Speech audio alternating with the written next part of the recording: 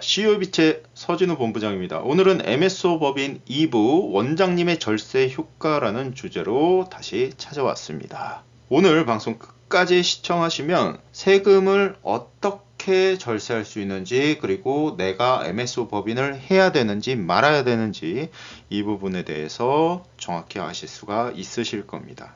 매출 100억? 매출 20억? 어떤 게 중요할까요? 원장님들이 생각하시는, 혹은 대표님들께서 생각하시는 매출, 뭐가 중요한가요? 자, 중요한 건 매출이 아니라 사업소득 신고 금액입니다.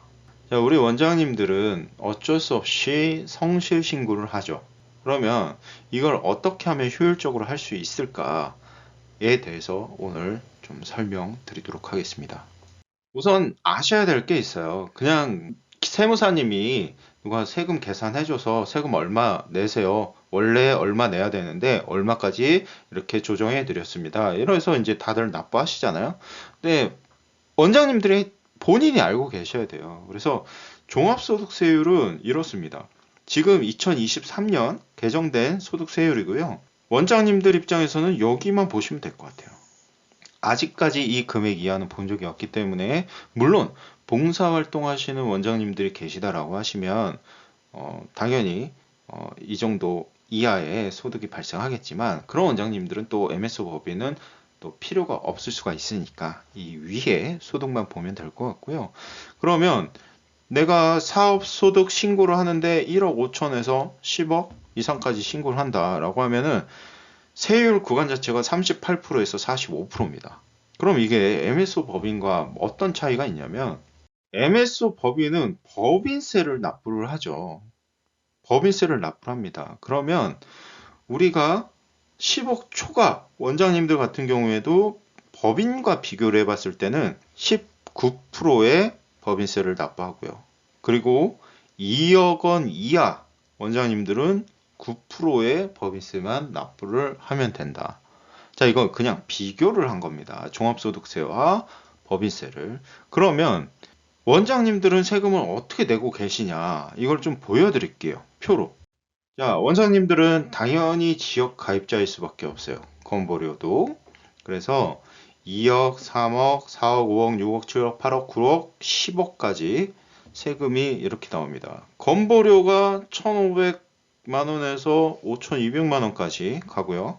종합소득세가 6천만 원에서 4억 2천만 원까지 이렇게 쭉 상승을 합니다.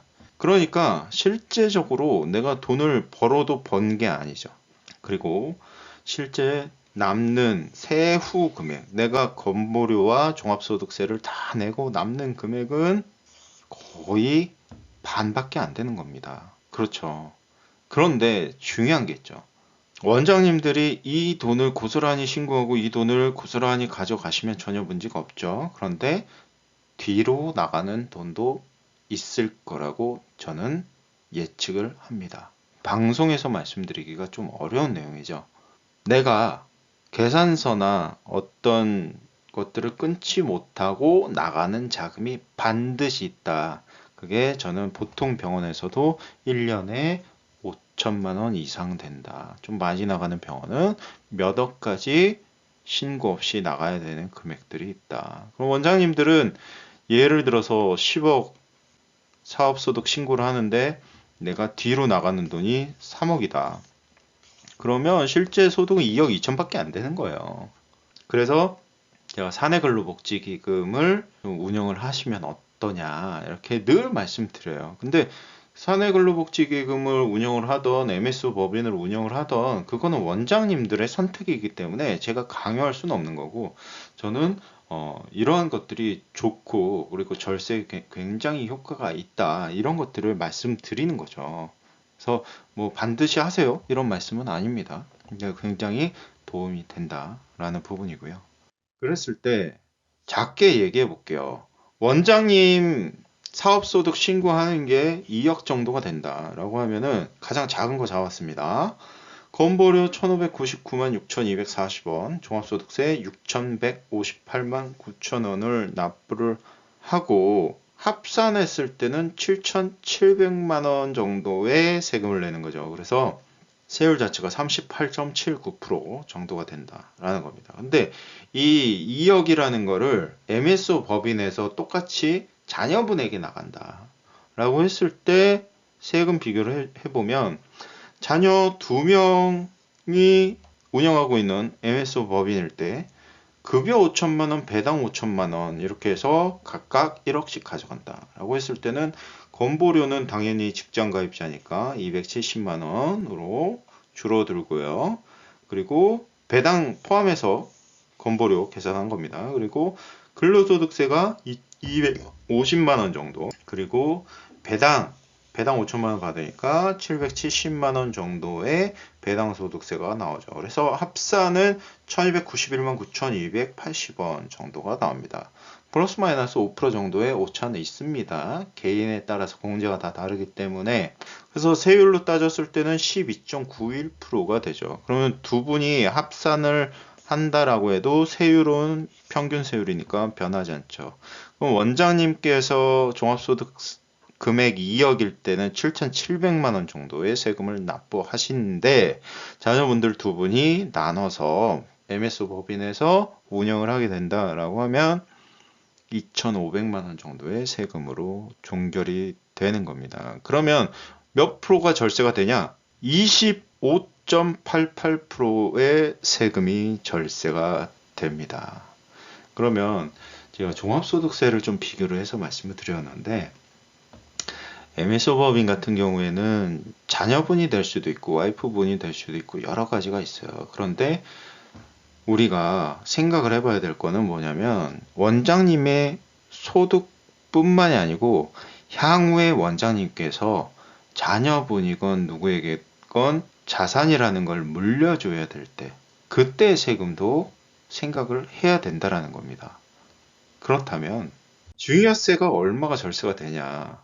증여세율 자체가 23년 기준입니다. 5억 원에서 10억 원 정도까지 주게 되면은 증여세율 자체가 3천만 원이고 공제가 6천만 원입니다. 그러면 1억부터 30억 초과까지 이렇게 있는데 우리가 그냥 10억 정도 준다라고 가정을 해볼게요. 방금 전에 자녀 두 분이었죠. 그럼 각각 10억씩 원장님께서 증여를 해 주신다. 야, 너네 건물 사가지고 잘 먹고 잘 살아라 해서 10억씩 준다. 라고 했을 때 세금입니다. 원장님 총 필요소득, 그러니까 자녀분에게 10억 해서 20억을 주려면 원장님은 총 40억을 수익을 내야 되고요. 그리고 원장님의 종소세 건보료 세금 계산을 했을 때는 약 18억 정도가 나옵니다. 40억에 대해서 18억 정도의 세금이 나오고요.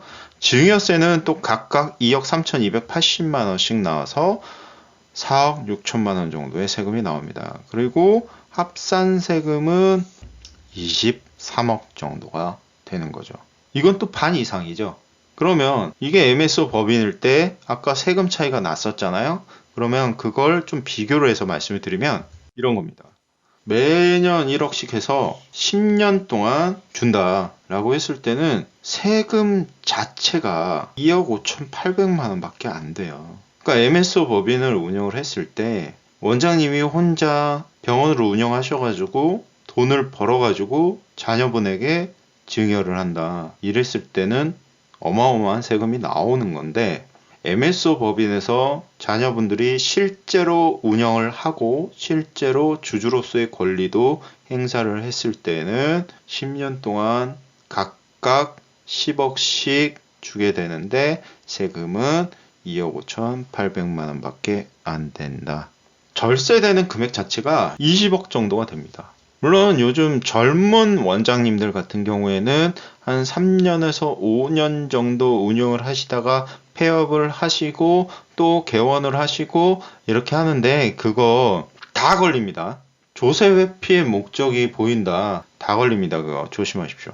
원장님들 입장에서는 사실 젊은 원장님도 빼고 일반적으로 큰 병원에서 이제 본인의 의료 기술을 인정받아서 또 새롭게 병원을 개원을 하신다. 이런 원장님들은 3년, 5년 운영하실 거 아니에요. 10년은 운영을 하신단 말이에요.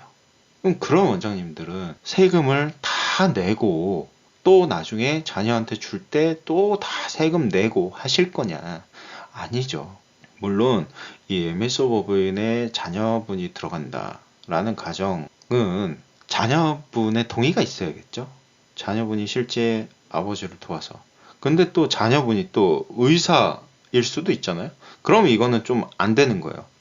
네, 맞아요. 그건 안 되는데 일반적으로 그냥 의사가 아닌, 의료인이 아닌 다른 직업군이다 라고 했을 때는 좀 더 이렇게 절세를 할 수 있는, 뭐 자녀분한테 준다라고 하는 게 다가 아니고요. 내 배우자한테 주는 것도 마찬가지예요. 이 정도의 절세 효과가 일어납니다. 그래서 이 부분은 아주 잘 정리를 하셔야 되고요. 자녀분께서 무슨 행정학과라든가 아니면은 우리 병원 경영에 관련된 학과라든가 이런 과를 다니시면 또 너무나 좋겠죠. 너무 잘 어울리죠. 왜? 그걸 직업으로 하려고 그 과를 간 거잖아요, 사실. 그렇지 않나요? 그냥 점수로 가나? 아닐 겁니다. 네. 그래서 그런 부분들도 다 체크를 해야 되는 부분입니다. 자, MSO 법인의 절세 키워드는 이렇습니다. 소득 분산해서 소득세를 절세하고요. 자녀분에게 증여세 없이 소득 발생을 시켜서 자금 출처를 만드는 겁니다.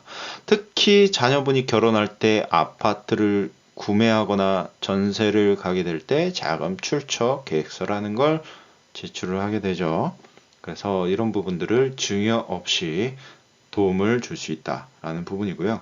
그리고 배당에 대한 플랜, 퇴직금에 대한 플랜, 자사주에 대한 플랜, 이런 부분들은 법인 영역에 있어서는 굉장히 절세를 다양하게 할 수 있는 방법들입니다.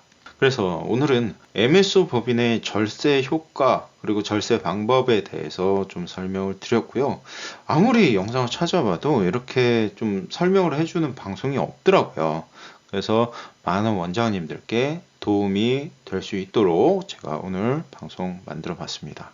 자, 오늘 방송 끝까지 시청해 주셔서 너무 감사드립니다. 더 많은 동영상을 보시려면 좋아요와 구독 부탁드리겠습니다. 다음 3부 영상에서는 MSO 법인에서 피해야 할 것들이 있어요. 그래서 그 부분에 대해서 좀 설명을 드리도록 하겠습니다. 다음 방송에서는 오늘보다 좀 더 도움되는 말씀으로 찾아뵙도록 하겠습니다. 시오의 빛의 서진우였습니다.